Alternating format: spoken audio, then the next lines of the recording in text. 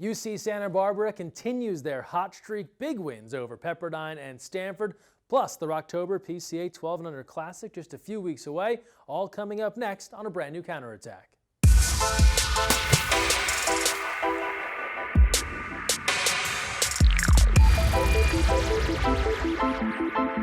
Hi everyone, Greg Mescall here. Thanks for joining us on a brand new counterattack. We start things off first with the hottest team in men's college water polo. The UC Santa Barbara Gauchos, they cannot be stopped. Off to an undefeated start. 2 big wins this past weekend. They took on Pepperdine. It came down to the wire. Then they traveled to number 1 Stanford and came up big against the Cardinal, all part of a 3-0 weekend. Let's get you caught up with some of the key highlights from the Gauchos. First up, UC Santa Barbara and Pepperdine, game tied in overtime. Confusion here, loose ball. Santa Barbara picks it up. It's Cole Brosnan. He gets to the chopper with this spinning helicopter shot. That's your game winner. Santa Barbara takes it by 1 in overtime. That launches the Gauchos into Avery. The very next day, they travel up to Stanford to take on the number 1 team in the country. And again, Santa Barbara could not be stopped. Out to Stanford we go, where the Gauchos got off to a hot start once again. Leo Uno, big game, 4 goals in this one. Here's the first to make it 1-0.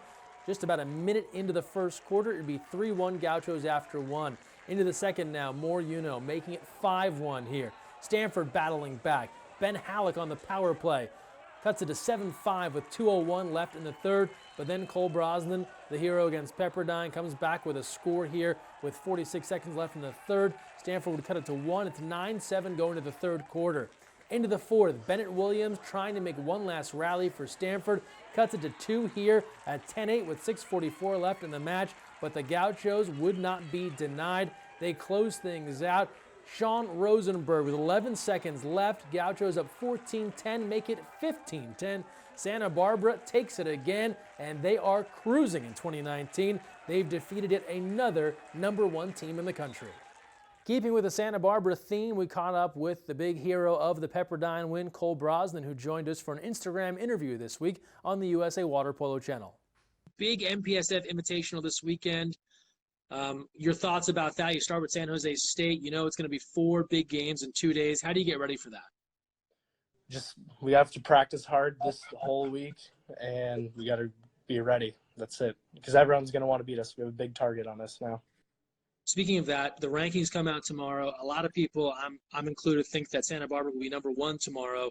If that happens, we know it's not a championship. It's just early season. But what does that mean to get the team to the number 1 ranking? It's unreal. I couldn't ever imagine this. And that sends us off to our Cap 7 college scoreboard. Here's a look at some of the big results from last weekend. Princeton, 2 goals better than Navy in the unofficial Louis Nicolau Cup, a 2-goal win for the Tigers.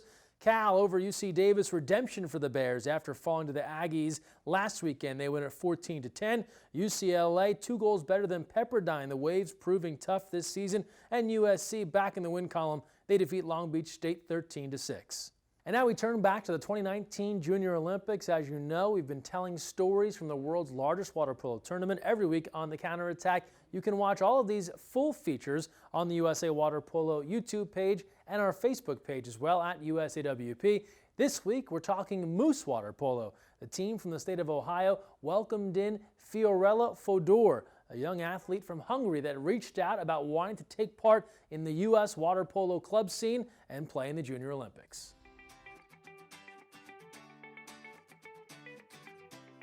Hi, my name is Fiorella Fodor. I play with Moose. I'm from Hungary, and I'm from Szolnok, but I play water polo in Szentes.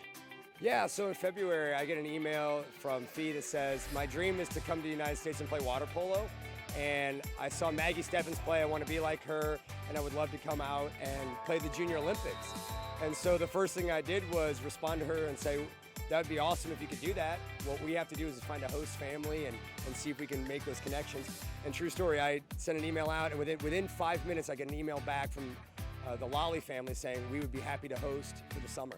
Literally 2 seconds later, I get a text in the family group chat from my mom saying, oh, we're hosting someone from Hungary. Like, she didn't even ask any one of us. And I was like, yes, we're doing it. So that's awesome. She's brought in so many new opportunities to my house. Like, we're actually, instead of just sleeping all summer and staying inside, we're actually getting out and doing things. We're trying new things around Cincinnati that I've never done before. The first training was really cool. We listened music. I learned all of the things about water polo in English, so that was really, really cool. They were really friendly, so they were really kind, they were really welcoming. Since she's been here, the team dynamic it's always been a really fun and hard-working team dynamic, but what she did was she helped us close a gap to a higher level. Because what she brings is a really high level of intensity that we've not been able to simulate, a high level of focus, and she's also got a lot of experience too. But with her coming to our club and staying there all summer, it really allowed our girls every single day to see not just how do you play in practice, but how do you prepare for practice? And then not just a game, but how do you prepare and what's that process look like? A lot of us don't play together because I'm from St. Louis and she's from Ohio and we have other girls from Chicago. So it's just like really cool at the scrimmages to see how we're all like bonding, and I think that we're getting like closer and closer to this trip, and I just want to see what we can do as a Midwest team. We've all just been building up and playing together to this point, and it's been really fun, like moving up ranks to the U18 and just seeing what we can do and playing with these California teams, because it's really different for like a different playing style for us in the Midwest than in California. We actually just want to place higher than our boys team. They set a record and we want to get higher than that. Why am I excited? Because I'm in America and I'm playing water polo. That was my dream, so that's gonna be fun if I make more friends in the States. But in the Moose, everybody loves each other. That's the best. With this being a Junior Olympics, you know, that's that Olympic mindset, the bigger the growth mindset, and having that experience for those kids, I think it's awesome because we want to be an ambassador for the world in this sport. So I'm getting really excited about what that process looks like going forward. From JOs, I feel like I've met a lot of different girls like all over the country, and it's exciting when I see different teams that like I've gone to a camp with or something like that. So I think that USA Water Polo in general has just like introduced me to a lot of friends I never knew I could have. I want to see them be at their best. I don't care what that looks like on the scoreboard. I don't care about results. I want to see them play at their best. They're good, they're awesome kids, and they've worked really hard. They deserve to shine out here at their best. And I hope that whatever we experience, they encourage and build each other the whole time, because that's the Moose way.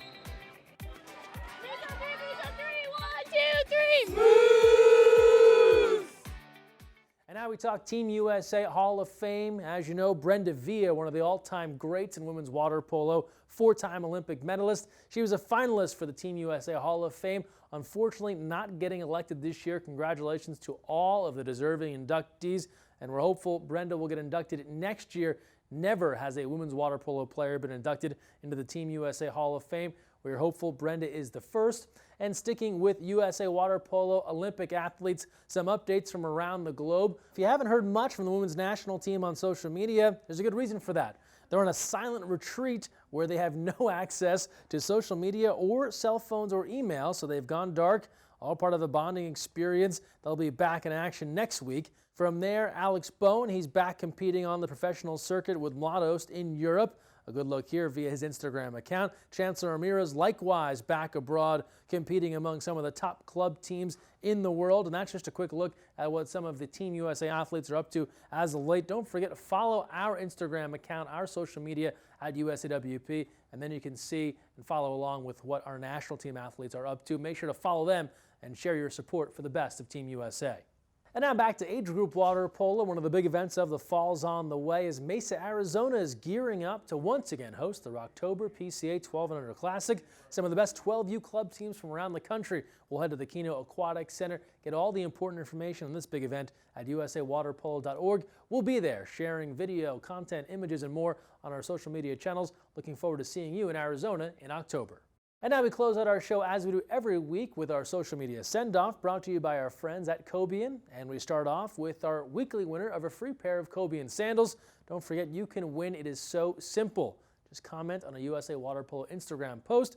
We'll pick a commenter at random, and that person wins a free pair of sandals just like this person. So see how easy this is? There's the comment, and now a free pair of sandals are on the way. Keep an eye out next week for another USA Water Polo Kobe and sandal giveaway. On to the rest of the social media send-off. New York Athletic Club, they go some fun places for water polo in France this week. Cammie Craig, the Olympian, sharing some of the team shots via her Instagram account. Chelsea Johnson, the former Princeton Tiger and younger sister of Ashley, showing some sights as the team toured France. Now we go to Rex Chapman, a great follow on Twitter. Look at this guy. He probably played water polo. Let's break it down as he somehow hoists a refrigerator onto his shoulder and then pedals a bicycle. These are all water polo skills. Strong upper body, strong core through the middle. Look at the leg strength. And who's more determined than a water polo player? This guy probably capped up at some point. Women's Sports Foundation recognizing Hispanic Heritage Month here in the month of September, sharing this Q&A with Maggie Steffens talking about her Puerto Rican heritage, more at the Women's Sports Foundation Twitter account. And if you thought tailgates were only for football, you're wrong. Check out this water polo tailgate. Anywhere a water polo game is going on, there's probably a parking lot. No reason you shouldn't tailgate, break out the grill, have a good time. Thanks for this, Calamian sharing on Twitter. Stephanie Haralabides recently joining Twitter. Give her a follow at @Haralabides, one of the top players in the world. And she shared photos recently from a photo shoot with a magazine in Greece, showing off some hardware, gold from the FINA World Championships in South Korea. And last but not least, the LA Athletic Club, you know their men's team from the National League. Well, they've got a women's water polo team now on the way, getting things up and running after their club restarted men's polo a couple of years back. Now a chance for the women to play. Nice job, LA Athletic Club. And that's all for water polo on the internet. Thanks for all your submissions. Keep them coming. Tag us at USAWP. Use the hashtag counterattack. That's all for this week's episode. Thanks for joining us. And don't forget, when you're on the counterattack, look weak side.